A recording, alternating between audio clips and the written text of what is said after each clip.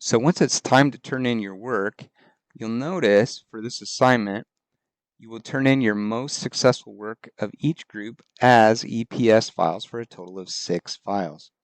So first of all, if we look at our work, and obviously this is before it's had any work done to it, but you'll notice that there are 48 artboards.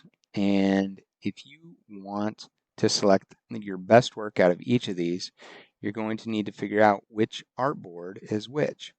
So in order to do that, say this was your favorite work right here. If you click on that artboard, you'll notice a little number shows up down here. Okay, that is artboard number 6. If I go down to another one, you'll notice that artboard number shows up, and so on and so forth, right? Until all 48 artboards actually have a number. But we're only turning in 6. So remember, 1 from each group. 1 for order, 1 for increase, 1 for bold, and so on and so forth. Now, to export those or to save those as EPS files, right, we've got this EPS files. You're going to need to turn in 6 files, so 1 from each group.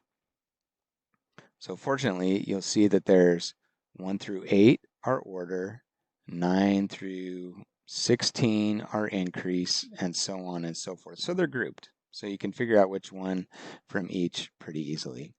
In order to do this, you'll go to File, Save As. You're going to navigate to your computer to the file folder that you want it to stay at. In this place, I've created a folder called Black Square Problem. I'm going to change the format here to EPS, and I'm going to select Use Artboards.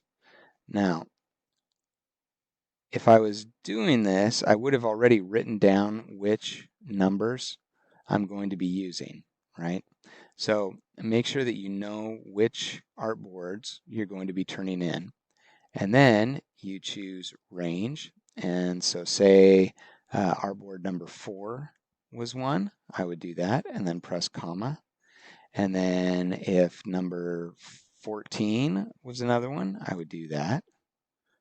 And so on and so forth. I'm just kind of making these numbers up as I go. 25, let's go 32, and 41. I'm probably way off at this point, but we'll just say that these were my favorite ones. I would click Save and click OK. That's going to write that EPS encapsulated PostScript format. So it's going to save the vector properties of that. And then what I would do is navigate to that location. So this one right here is the black square problem. And look, they're all there.